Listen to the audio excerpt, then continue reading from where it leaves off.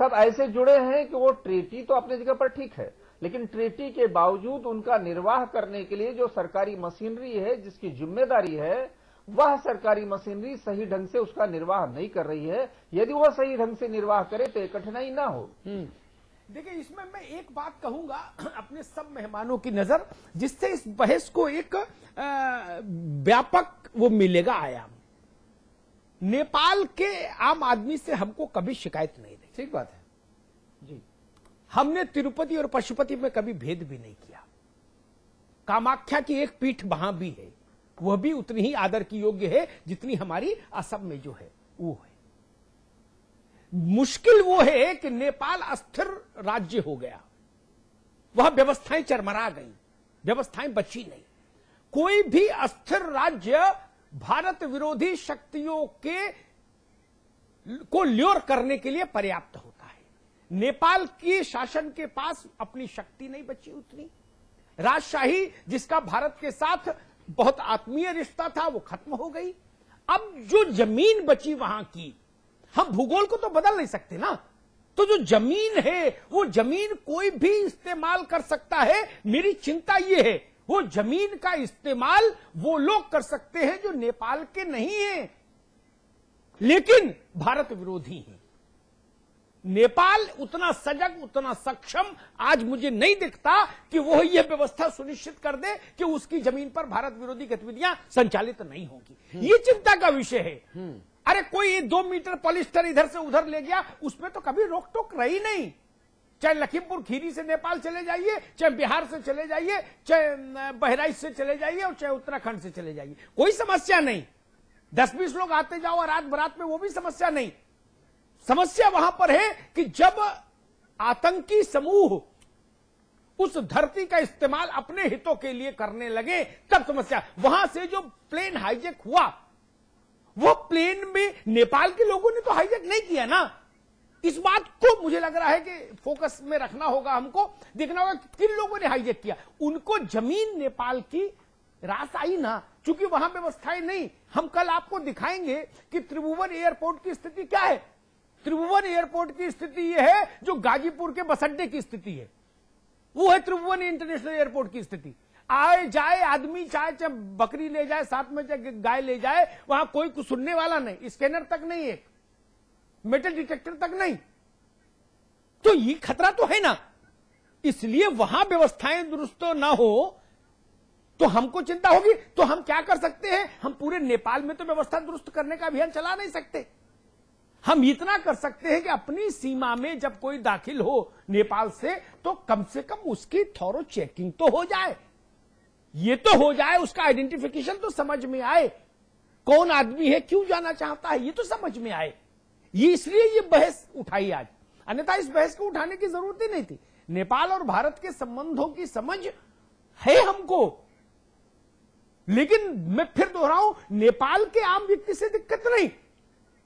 नेपाल उपयोग में आ जाएगा और नेपाल जान भी नहीं पाएगा कि उसका उपयोग कर लिया आतंकी समूहों ने या कुछ ऐसे देशों ने जो भारत से शत्रुता का भाव रखते हैं। नहीं, इसलिए बहस है। मोहन वैद गुट की बात कर लीजिए पंत साहब। मोहन वैद गुट जो है वो किस तरह से चीन का एजेंट बना हुआ है नेपाल के भीतर। माओवादी हमारे नक्सलियों को सहयोग कर रहे हैं। चीन में जो है वो गोला बारूद नक्सलवादियों के पास मिला है। अतुल जी, मैंने आपसे पहले अर्ज किया था कि 1996 में जब संयुक्त राष्ट्र संघ को 10 कम्युनिस्ट पार्टियों के दल के लोगों ने एक प्रत्यावेदन दिया और उन्होंने ये बात दावे के साथ कही कि ऐसे भारतवर्ष में 61 स्थान है जिसमें 60,000 हेक्टेयर जमीन भारत ने कब्जा कर रखी है, और उस विषय को वो उसने उठाया और हमारे ऊपर आरोप लगाया, और तब से उसने वो भावनात्मक विषय नेपाल में छोड़ा है। और जो अमिताभ जी कह रहे हैं ये बात बिल्कुल सही है कि अगर वहां कोई आंतरिक असंतुलन है या आंतरिक अशांति है या आंतरिक करप्शन है, उसका असर हमारे यहां पड़ेगा। इसी बात को लेते हुए 2002 में एसएसबी डिप्यूट की गई थी ताकि उस पूरे 1751 किलोमीटर पर एसएसबी उसको देखे, और बेहतर तरीके से एसएसबी इस समय देख रही है। हाँ। हमारे 2 स्थान ऐसे हैं जिसमें से एक हमारे भारत उत्तराखंड में पड़ता है, यह है काला पानी, जिस काला पानी में 36,000 हेक्टेयर पर वो अपना कब्जा दिखाता है। नेपाल कहता है हमारा कब्जा है, और वो 75 वर्ग किलोमीटर के एरिया को अपना दिखाता है। ये एक चिंता का विषय हमारे लिए था। इसी के चलते हुए एसएसबी बहुत आग्रह पूर्वक यहां पर इस बॉर्डर की सुरक्षा के लिए लाई गई है और जो बहुत बेहतर तरीके से देख रही है उसको और पुख्ता करने की आवश्यकता है। हमारा इस चिंता का विषय अतुल जी और अमिताभ जी एक होना चाहिए, जिस बात को मैं कहना चाहता हूं कि जो नेपाल की इस समय वर्तमान परिस्थिति है जिसमें वो 61 ऐसे स्थान है जिसमें अपना दावा दिखा रहा है और वो ये कहता है कि 60,000 हेक्टेयर जमीन में भारत ने हमारा कब्जा कर लिया, ये चिंता का विषय है। और ये नेपाल के नागरिकों के अंदर विद्वेष का भाव हमारे को लेकर के कर रहा है, जिसके माध्यम से वो जो बाहर के अन्य देश हैं, हमारे शत्रु राष्ट्र हैं जिनसे हमारे अच्छे संबंध नहीं है, उनके लोग उनकी भावनाओं को खेलते हुए हमारे ऊपर कोई ऐसा आघात न करें, इस बात पर सजग रहने की आवश्यकता। देखिए, मैं एक बहुत व्यवहारिक उदाहरण मेरे जहन में अभी आया, वो शायद उत्तर प्रदेश के, उत्तराखंड के दर्शकों के लिए इस पूरे विषय को समझने में ज्यादा मुफीद होगा। हमारे घर के बगल में एक सज्जन रहते हैं, मान लीजिए आदमी भले हैं, हमारा दर्शकों से उनसे रिश्ता भी है, लेकिन या तो वो उतने डरपोक हो गए कि उनको कोई भी डरा के हमारा विरोधी उनके घर का इस्तेमाल कर ले हमारी छत में कूदने के लिए, या वो इतने लालची हो जाएं कि 100 रुपया उनको दे के उनसे हमारा रोटी बेटी का रिश्ता बना रहेगा, लेकिन 100 रुपया जो उनको दे देगा उसके लिए वो कुंडी खोल देंगे कि भाई साहब आप छत पे चढ़ के अमिताभ जी की छत पे कूद जाओ। ये दोनों स्थिति हमारे लिए ठीक नहीं ना, सुरक्षा के लिए। जी, ये तो देखना होगा ना पांडे जी, ये तो देखना होगा ना। और क्या ये हम देख पा रहे हैं? जी, ऐसा है नहीं, जैसा मैंने शुरू से ही कहा, हम लोग आशंकाओं पर जा रहे हैं कि ये आशंका है, वो आशंका है, लेकिन ये आशंकाएं कोई, देखिए विदेश नीति जब बनाई जाती है तो उसमें प्रोज एंड कॉन्स दोनों देखे जाते हैं। भारत और नेपाल की जो ये खुली सीमा है, इसके फायदे कहीं ज्यादा हैं बजाय नुकसान के। नुकसान बहुत छोटे मोटे किस्म के हैं। जो आप लंबी बातें बता रहे हैं रेड कॉरिडोर की, उसकी, इसके कोई ऐसे प्रमाण नहीं मिले हैं जिससे कि ये साबित हो कि ये यहाँ का नक्सलवाद जो है वो नेपाल से किसी किस्म का प्रश्रय पा रहा हो। ऐसी बात नहीं है। तो हम लोग आशंकाओं के बूते पे ये जो एक हमारी खुली सीमा की अच्छी बात है और जो हमारी विदेश नीति इतने समय से इसको लागू रख रही है, हाँ, तो इसको भी समझना चाहिए। जी, नेपाल जाने की दरअसल हमारी जो जिज्ञासा पैदा हुई थी वो IC-814 विमान अपहरण कांड की वजह से पैदा हुई थी। हमें जानना समझना चाहते थे कि आखिरकार कैसे इंडियन एयरलाइंस का विमान नेपाल से हाईजैक करके कंधार ले जाया गया और फिर बेकसूर यात्रियों की जान को ताक पर रखकर खूंखार आतंकवादियों को आजाद कराया गया था। इसीलिए हम नेपालगंज के रांझा एयरपोर्ट जा पहुंचे और हमने क्या देखा वो आप भी देखिए।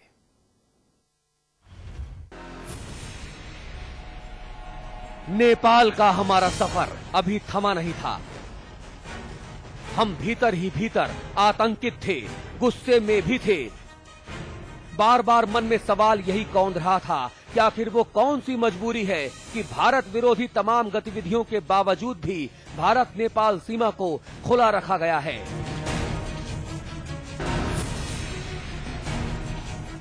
खैर, यही सोचते हुए हम एक ऐसी दुकान के पास आकर रुके जहां पर डमी हथियारों की खरीद फरोख्त हो रही थी।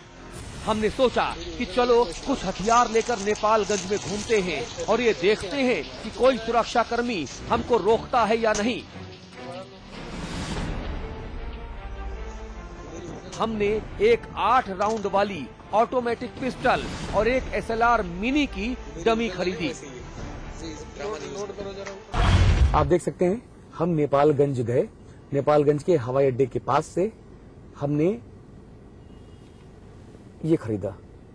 असली नहीं है, ये पिस्टल नकली है, लेकिन हम इसको लेकर बॉर्डर के पार जा रहे हैं। अगर किसी ने हमको रोका तो हम मानेंगे कि सुरक्षा व्यवस्था ठीक है, लेकिन अगर किसी ने हमको नहीं रोका और हमारे बैग चेक नहीं किए तो हम आपको आगे बताएंगे क्या होगा।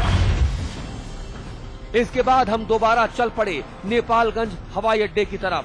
हवाई अड्डे के भीतर पहुंचकर हमने सुरक्षा व्यवस्था का जायजा लिया तो पाया कि यहाँ तो हालात बद से बदतर हैं। गनीमत रही कि वर्ष 1999 में आतंकवादियों ने सिर्फ एक ही विमान IC-814 को हाईजैक किया था। अगर वो चाहते तो कई विमानों को यहाँ से अगवा किया जा सकता था और आराम से अपनी सभी नाजायज मांगों को पूरा करवा सकते थे। हवाई अड्डे पर बाहर की तरफ कोई सुरक्षाकर्मी मौजूद नहीं था। हमने एयरपोर्ट के मेन एंट्री गेट पर नो पार्किंग जोन में तसल्ली से अपनी गाड़ी खड़ी की, बैग में हथियार रखे और एयरपोर्ट के भीतर चले गए। गौरतलब है कि एयरपोर्ट के भीतर सिर्फ वो ही शख्स जा सकता है जिसके पास वैलिड एयर टिकट हो और जो सुरक्षा चक्र से जांच करवा चुका हो।